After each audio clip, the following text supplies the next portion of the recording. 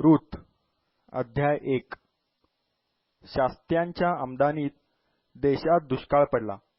त्या समयी बेथलेहेम यहुदा येथील एक पुरुष आपली स्त्री व 2 पुत्र घेऊन मोआब देशात काही दिवस राहावयास गेला। त्या पुरुषाचे नाव अलीमलेक, त्याच्या स्त्रीचे नाव नामी व त्याच्या 2 पुत्रांची नावे महलोन व खिल्योन अशी होती। ही एफ्राथी म्हणजे बेथलेहेम यहुदा येथील रहिवासी होती। ती मोआब देशात जाऊन राहिली। पुढे नामीचा पती अलीमलेक हा वारला आणि नामी व तिचे 2 पुत्र मागे राहिले। त्या दोघांनी 2 मोआबी स्त्रिया बायका केल्या। एकीचे नाव अर्पा व दुसरीचे नाव रूथ होते। ती तेथे सुमारे 10 वर्षे राहिली। नंतर महलोन आणि खिल्योन हे दोघे मरण पावले। याप्रमाणे नामी आपले 2 मुलगे व आपला पती यास अंतरली। परमेश्वराने आपल्या लोकांचा समाचार घेऊन त्यास अन्न दिले आहे असे वर्तमान तिला मोआब देशात कळले। तेव्हा त्या देशातून आपल्या 2 सुनांसह परत जाण्यास ती निघाली। ती आपल्या 2 सुनांसह राहत होती तेथून निघून यहुदा देशी जावयास मार्गस्थ झाली। नामी आपल्या 2 सुनास म्हणाली, तुम्ही दोघी आता आपापल्या माहेरी जा। तुम्ही जशी मृतांवर व मजवर माया केली तशीच परमेश्वर तुम्हावर करो। परमेश्वर करो आणि तुम्हास पतिगृह प्राप्त होऊन विसावा मिळो। मग तिने त्यांचे चुंबन घेतले व त्या हेल काढून रडू लागल्या। त्या तिला म्हणू लागल्या, नाही नाही, आम्ही तुम्हाबरोबर तुमच्या लोकांकडे येणार। नामी म्हणाली, माझ्या मुलींनो, परत जा। तुम्ही मजबरोबर का येता? माझ्या पोटी का आणखी पुत्र आहेत की ते तुमचे पती होणार? माझ्या मुलींनो, माघारी जा। मी आता वृद्ध झाले आहे। नवरा करण्याचे माझे वय नाही। मी म्हटले की मला पती मिळावयाची आशा आहे व आजच रात्री तो मिळाला आणि मला पुत्रही झाले। तरी ते प्रौढ होत तोपर्यंत तुम्ही त्यांची वाट पाहाल काय? त्यांच्या अपेक्षेने तुम्ही नवऱ्या वाचून राहाल काय? छे छे, माझ्या मुलींनो, तुमच्यामुळे मी मनस्वी कष्टी होत आहे। परमेश्वराचा हात मजवर पडला आहे। मग पुन्हा त्या हेल काढून रडू लागल्या। अर्पाहीने आपल्या सासूचा मुका घेतला, पण रूथ तिला बिलगून राहिली। तेव्हा ती म्हणाली, पहा, तुझी जाऊ आपल्या लोकांकडे व आपल्या देवाकडे परत गेली आहे, तर तूही आपल्या जावेच्या मागून जा। रूथ म्हणाली, मला सोडून जा आणि माझ्या मागे न येता परत जा असा मला आग्रह करू नका। तुम्ही जेथे जाल तेथे मी येईन। तुम्ही जेथे राहाल तेथे मी राहीन। तुमचे लोक ते माझे लोक, तुमचा देव तो माझा देव। तुम्ही मराल तेथे मी मरेन व तेथेच माझी मूठमाती होईल। मृत्यूखेरीज करून तुमचा माझा कशानेही वियोग झाला तर परमेश्वर मला तदनुसार पारिपत्य करो, किंबहुना अधिक करो। आपल्याबरोबर जाण्याचा तिचा पुरा निश्चय झाला आहे हे नामीने पाहिले। तेव्हा तिने तिची समजूत घालण्याचे सोडिले। मग त्या दोघी मार्गस्थ होऊन बेथलेहेमास पोहोचल्या। त्या बेथलेहेमास जाऊन पोहोचल्या तेव्हा त्यास पाहून सर्व नगर गलबलून गेले। तेथील बाया म्हणू लागल्या, ही नामीच काय? ती त्यास म्हणाली, मला नामी मनोरमा म्हणू नका, तर मारा क्लेशमया म्हणा, कारण सर्व समर्थाने मला फारच क्लेश दिला आहे। मी भरलेली गेले आणि परमेश्वराने मला रिकामी परत आणले। परमेश्वर मला प्रतिकूल झाला, सर्व समर्थाने मला पीडिले आहे। तर मला नामी का म्हणता? याप्रमाणे नामी आपली सून मोआबी रूथ हिला घेऊन मोआब देशातून परत आली। त्या दोघी बेथलेहेमात आल्या तेव्हा सातूच्या हंगामास आरंभ झाला होता। रूथ अध्याय 2 नामीच्या नवऱ्याचा एक नातेवाईक होता। तो अलीमलेक याच्या कुळातला असून मोठा श्रीमान माणूस होता। त्याचे नाव बवाज असे होते। मोआबी रूथ नामीस म्हणाली, मला शेतात जाऊ द्या, म्हणजे कोणाची मजवर कृपादृष्टी झाल्यास त्याच्या मागून मी धान्याचा सर्वा वेचीत जाईन। ती म्हणाली, मुली जा। ती जाऊन शेतात कापणी करणाऱ्यांच्या मागून सर्वा वेचू लागली। सुदैवे करून शेताच्या ज्या भागी ती गेली तो अलिमलेखाच्या कुळातल्या बवाजाचा होता. बवाज बेथलेहेम गावातून शेतात आला तेव्हा तो कापणी करणाऱ्यास म्हणाला, परमेश्वर तुमच्या समागमे असो. ते त्यास म्हणाले, परमेश्वर तुमचे अभिष्ट करो. मग बवाज कापणी करणाऱ्यांच्या मुकादमास म्हणाला, ही मुलगी कोणाची? कापणी करणाऱ्यांच्या मुकादमाने म्हटले, नामी बरोबर मवाब देशाहून आलेली ही मवाबी मुलगी होय. ही मला म्हणाली, कृपा करून कापणी करणाऱ्यांच्या मागून पेंढ्यामधला सर्वा मला वेचू द्या. ती तेथे येऊन सकाळपासून आत्तापर्यंत वेचित आहे. थोडा वेळ मात्र ती घरात बसली होती. बवाज रुथेस म्हणाला, मुली, ऐकतेस ना? तू दुसऱ्याच्या शेतात सर्वा वेचाव्यास येथून जाऊ नको. येथेच माझ्या नोकरिणींबरोबर राहा. हे ज्या शेताची कापणी करीत आहेत त्याकडे नजर ठेवून त्यांच्या मागून जा. तुला काही त्रास पोचू नये अशी आज्ञा मी या गड्यास दिली नाही काय? तुला तहान लागल्यास तू भांड्याकडे जाऊन या गड्यांनी भरून ठेवलेले पाणी पी. तेव्हा ती त्यास दंडवत घालून म्हणाली, मज परक्या स्त्रीवर आपण कृपादृष्टी करून माझा समाचार घेतला, याचे काय कारण बरे? बवाज तिला म्हणाला, तुझा पती मेल्यापासून तू आपल्या सासूशी कशी वागलीस व तू कशा प्रकारे आपली मातापित्रे व जन्मभूमी सोडून तुला अपरिचित अशा लोकात आलीस, ही सविस्तर हकीकत मला समजली आहे. परमेश्वर तुझ्या कृतीचे तुला फळ देवो. इस्रायलाचा देव परमेश्वर याच्या पंखाखाली तू आश्रयास आली आहेस. तो तुला पुरे पारितोषिक देवो. ती म्हणाली, महाराज, आपली कृपादृष्टी मजवर राहू द्यावी. मी आपल्या कोणत्याही दासीच्या बरोबरीची नसून आपण मजशी ममतेने बोलून माझे समाधान केले आहे. भोजनाच्या वेळी बवाज तिला म्हणाला, इकडे ये, भाकर खा. ह्या कढीत आपली भाकर बुडीव. त्या कापणी करणाऱ्यांच्या पंक्तीस ती बसली व त्यांनी तिला हुरडा दिला. तो तिने पोटभर खाल्ल्यावर काही शिल्लक राहिला.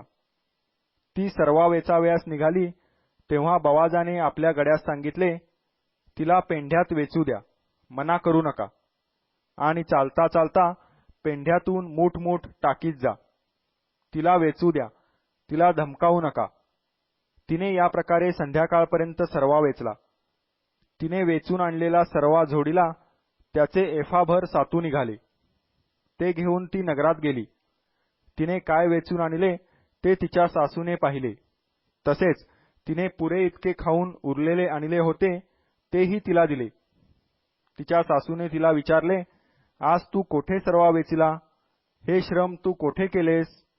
ज्याने तुझा समाचार घेतला त्याचे कल्याण हो.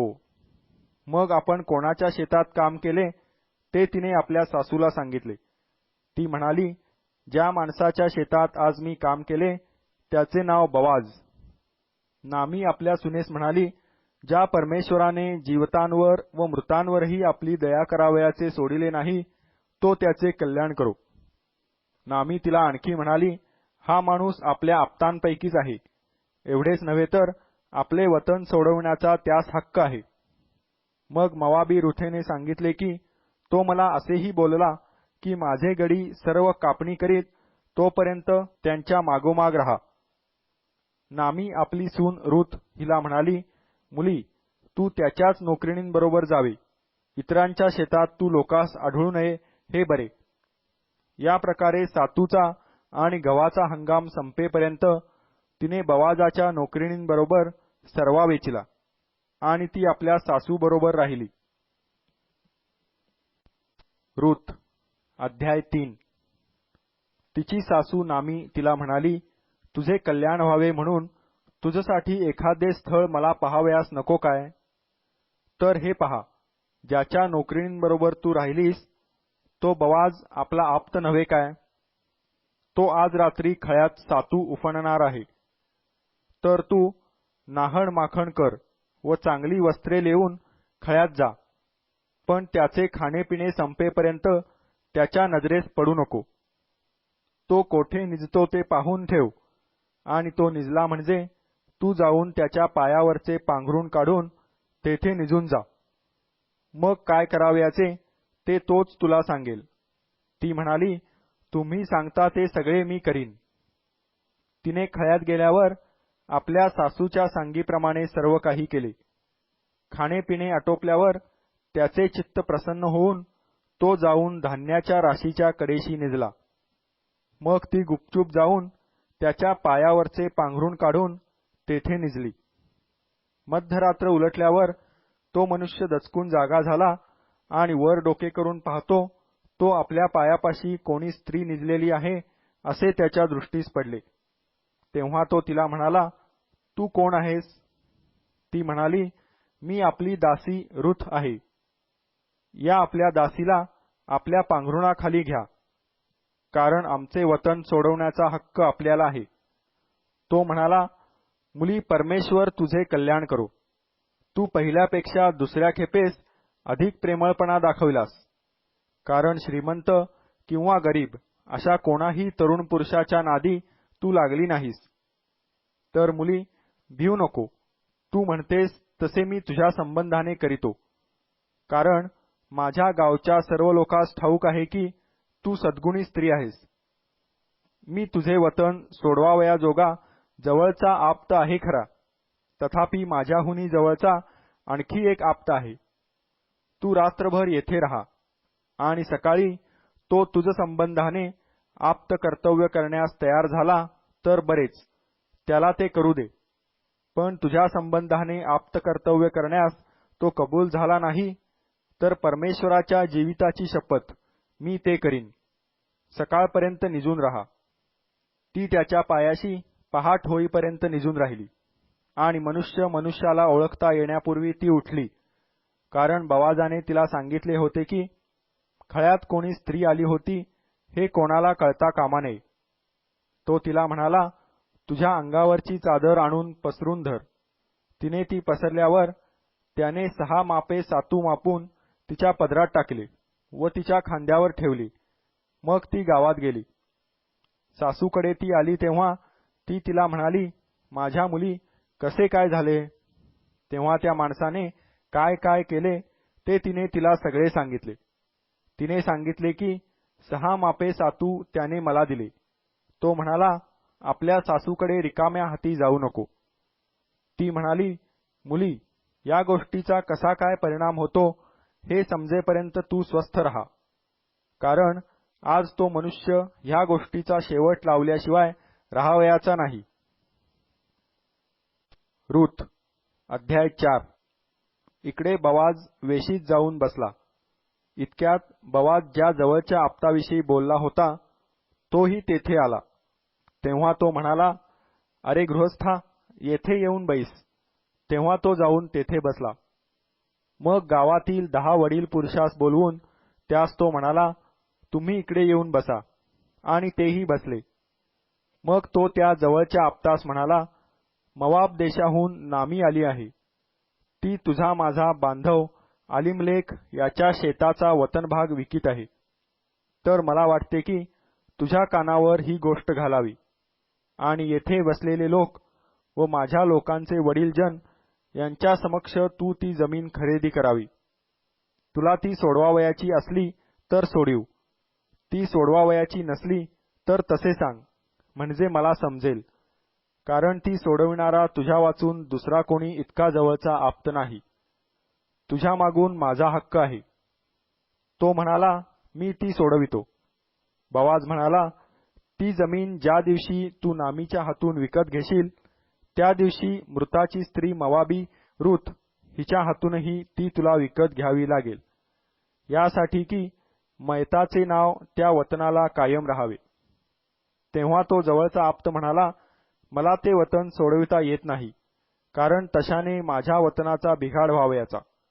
तर माझा सोडविण्याचा हक्क तू घे, कारण माझ्याने ते सोडवत नाही. वतन सोडविणे व त्याची अदलाबदल करणे हे व्यवहार पक्के करण्याची इस्रायल लोकात प्राचीन काळी अशी वहिवाट होती की मनुष्य आपले पायतण काढून दुसऱ्यास देत असे. प्रमाण पटवण्याची इस्रायल लोकात हीच चाल होती. तो जवळचा आप्त बवाजास म्हणाला, तूच ते वतन संपादन करून घे.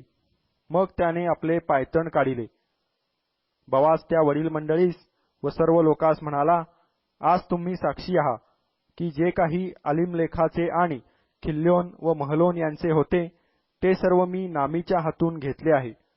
याखेरीज महलोनाची स्त्री मवाबी रूथ माझी बायको व्हावी म्हणून मी तिचे संपादन करीत आहे.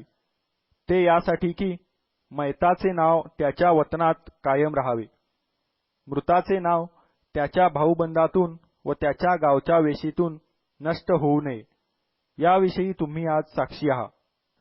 तेव्हा वेशीतले सगळे लोक व वडीलजन म्हणाले, आम्ही साक्षी आहो.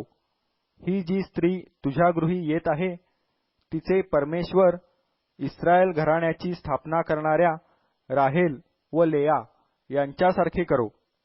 एफ्राथा येथे तू मोठा कर्ता पुरुष हो, बेथलहेमात तुझी प्रख्याती हो. आणि तामारेच्या पोटी यहुदापासून झालेल्या पेरेसाच्या घराण्यासारखे तुझे घराणे या नववधूच्या पोटी परमेश्वर जे संतान देईल त्याच्या योगे हो. मग बवाजाने रुथेशी लग्न केले व ती त्याची स्त्री झाली. तो तिजपाशी गेला तेव्हा परमेश्वराच्या दयेने तिच्या पोटी गर्भ राहून तिला पुत्र झाला. तेव्हा स्त्रिया नामीस म्हणाल्या, परमेश्वर धन्य आहे, त्याने तुला तुझे वतन सोडवणाऱ्या जवळच्या आप्ताविरहित ठेवले नाही. त्याचे नाव इस्रायलात प्रख्यात हो. हा तुझे पुनरुज्जीवन करणारा व वृद्धापकाळी तुझा प्रतिपाळ करणारा हो. कारण तुझी सून जी तुझवर प्रीती करते व जी तुला 7 पुत्राहून अधिक आहे तिला हा पुत्र झाला आहे. मग नामीने ते मूल उचलून आपल्या उराशी धरिले व ती त्याची दाई बनली. नामीला पुत्र झाला असे म्हणून शेजारणींनी त्याचे नाव ओबेद असे ठेवले. तो इशायाचा बाप व दाविदाचा आजा होय. पेरेसाची वंशावळ ही. पेरेसाला हेस्त्रोन झाला, हेस्त्रोनास राम झाला, रामास अम्मीनादाब झाला, अम्मीनादाबास नहशोन झाला, नहशोनास सल्मोन झाला, सल्मोनास बवाज झाला, बवाजास ओबेद झाला, ओबेदास इशाय झाला आणि इशायास दावीद झाला.